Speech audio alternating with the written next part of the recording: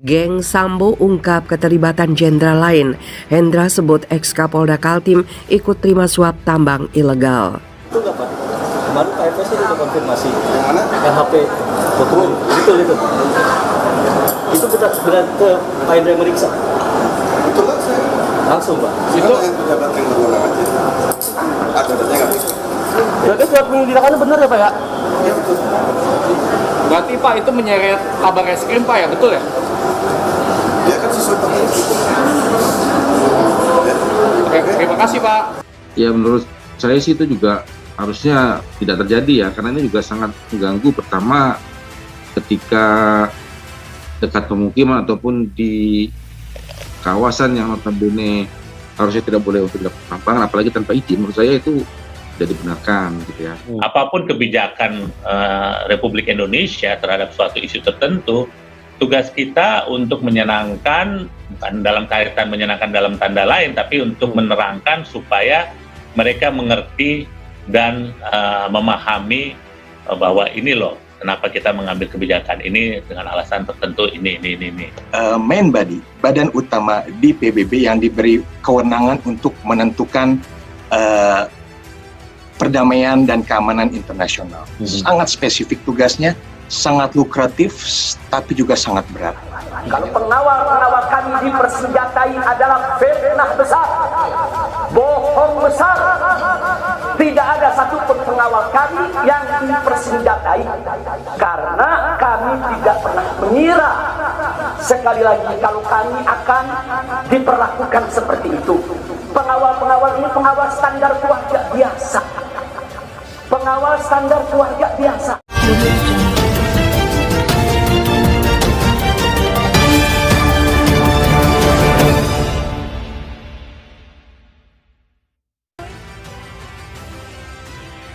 Ex-Karo Paminal Divisi Propam Polri, Hendra Kurniawan, menyebut ex-Kapolda Kalimantan Timur, Irjen Heri Rudolf Nahak, diduga menerima suap dari tambang ilegal di Kaltim. Hendra menyebut keterlibatan Irjen Rudolf Nahak tersebut sudah berdasarkan bukti-bukti yang ada. Hendra menyebut suap tersebut diduga dilakukan menggunakan mata uang Singapura. Itu kan semua ada bukti, kata Hendra di Pengadilan Negeri Jakarta Selatan.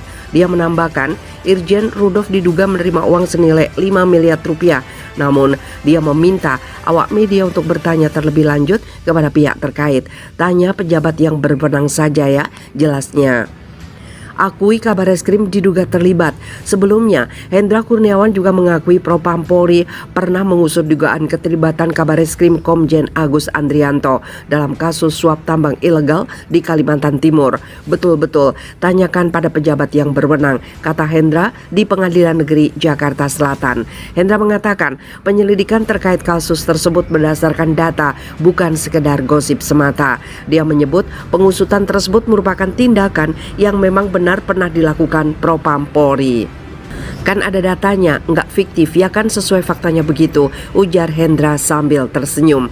Pengakuan Sambo, ex-Kadif Propam Polri Fedi Sambo lebih dulu membenarkan terkait adanya surat perintah penyelidikan kasus keterlibatan Kabareskrim Polri Komjen Agus Andrianto terkait tambang ilegal di Kalimantan Timur yang baru-baru ini diungkap oleh Ismail Bolong. Bahkan Fedi Sambo yang saat itu masih menjabat sebagai Kadif Propam Polri sendiri yang menandatangani surat tersebut. Ya, sudah benar, kan ada suratnya, ujar Sambo kepada wartawan di Pengadilan Negeri Jakarta Selatan. Sambo tidak menyebut secara detail bagaimana proses penyelidikan tersebut. Dia meminta awak media untuk menanyakan hal tersebut ke pejabat Polri yang berwenang. Tanya ke pejabat yang berwenang, kan suratnya sudah ada, ucap Sambo.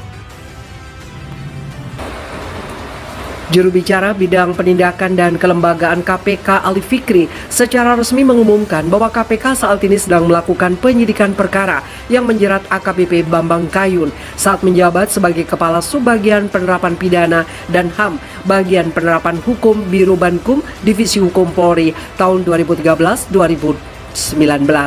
Diduga Tersangka terima uang miliaran rupiah dan juga barang berupa kendaraan mewah, ujar Ali kepada kantor berita politik RMOL. Dengan ditetapkannya AKBP Bambang Kayun sebagai tersangka, KPK sangat yakin bahwa institusi Polri akan mendukung upaya proses penyidikan yang sedang dilakukan. Kami sangat yakin Polri mendukung upaya proses penyidikan yang sedang KPK lakukan ini sebagai upaya menjaga marwah lembaga atas tindakan oknum anggotanya yang diduga melakukan korupsi tersebut. Berdasarkan sumber kantor berita politik RMOL, uang suap dan gratifikasi yang diterima oleh AKBP Bambang Kayun senilai ratusan miliar rupiah. Bahkan KPK menemukan rekening gendut milik AKBP Bambang Kayun yang digunakan untuk menampung uang suap dan gratifikasi tersebut. AKBP Bambang Kayun sendiri telah melayangkan gugatan pra-peradilan ke PN Jakarta Selatan terkait sah atau tidaknya penetapan tersangka dengan nomor perkara 108/Pit/Pra/2022 PN JKT Sel dengan pihak termohon adalah KPK. Dalam sistem informasi penelusuran perkara PN Jakarta Selatan, AKBP Bambang Kayun selaku pemohon menyampaikan 6 petitumnya. Pertama, memohon akan hakim menyatakan menerima dan mengabulkan permohonan pemohon untuk seluruhnya. Kedua, menyatakan surat perintah penyidikan nomor sprint yang menetapkan AKBP Bambang Kayun sebagai tersangka atas dugaan tindak pidana korupsi berupa penerimaan hadiah atau janji yang diduga dilakukan oleh AKBP Bambang Kayun selaku Kepala Subbagian Penerapan Pidana dan HAM, Bagian Penerapan Hukum Biro Bankum, Divisi Hukum Polri tahun 2013-2019 dari Emilia Said Darhen Mansa adalah tidak sah dan tidak berdasar hukum. Ketiga, menyatakan penyidikan yang dilaksanakan KPK terkait dugaan peristiwa pidana sebagaimana dimaksud dalam penetapan tersangka terhadap diri AKBP Bambang Kayun. Keempat, menyatakan tidak sah dan tidak berdasar atas hukum dan karenanya tidak mempunyai kekuatan mengikat segala tindakan dan atau keputusan atau penetapan atas nama Bambang Kayun. Kelima, menyatakan bahwa perbuatan KPK yang menetapkan AKBP Bambang Kayun selaku tersangka tanpa prosedur adalah cacat yuridis atau bertentangan dengan hukum. Keenam, menghukum KPK untuk membayar biaya perkara yang timbul dalam perkara AKO atau apabila Majelis Hakim Pengadilan Negeri Jakarta Selatan berpendapat lain, AKBP Bambang Kayun memohon putusan yang seadil-adilnya. Tim pengawal peristiwa pembunuhan dan Universitas Indonesia Watch melaporkan kasus penembakan 6 laskar Front Pembela Islam di kilometer 50 tol Jakarta Cikampek ke kantor perwakilan PBB di Jakarta. Terkait hal itu, ex-imam besar FPI Habib Rizik yang sedari awal ingin membawa kasus ini ke Pengadilan HAM Internasional langsung memberi apresiasi kepada TP3 dan UI Watch yang telah melaporkan kasus ini ke PBB. Pernyataan Habib Rizik disampaikan lewat juru bicara sekaligus pengacaranya Aziz Yanuar. Alhamdulillah, Habib tentu sikapnya sama dengan seluruh pecinta penegakan hukum yang berkeadilan lainnya, yaitu sangat mendukung terungkapnya rangkaian peristiwa sebenarnya yang terjadi 7 Desember 2020 yang lalu, kata Aziz Yanuar kepada populis.id.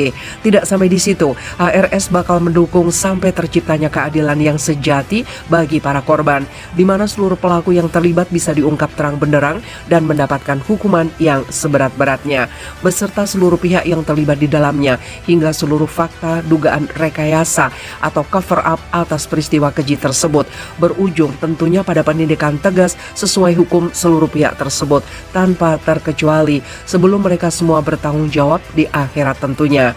Aziz menilai dukungan HRS juga dilatar belakangi atas rasa kecewa terhadap pemangku kepentingan yang terkesan tidak serius dan sungguh-sungguh dalam mengatasi kasus pembunuhan tersebut. Wajar jika pada akhirnya ada pihak yang mencoba menempuh jalur lain. Abainya pemangku kekuasaan dan pihak yang berwenang dalam hal ini tentu saja membuat seluruh pihak yang memiliki akal sehat dan hati nurani di Republik ini menempuh segala daya dan upaya yang sesuai hukum dan konstitusional untuk supaya kasus ini terungkap dan memenuhi rasa keadilan. Ia melanjutkan, munculnya pelaporan TP3 dan UI Watch ke kantor perwakilan PBB di Jakarta menjadi bukti bahwa masih ada pihak yang peduli dan punya nurani. Berbagai upaya dimaksud antara lain yang dilakukan TP3 dan UI Watch merupakan bukti syahih di samping ramainya netizen bahwa masyarakat negeri ini masih banyak yang waras dan memiliki nurani.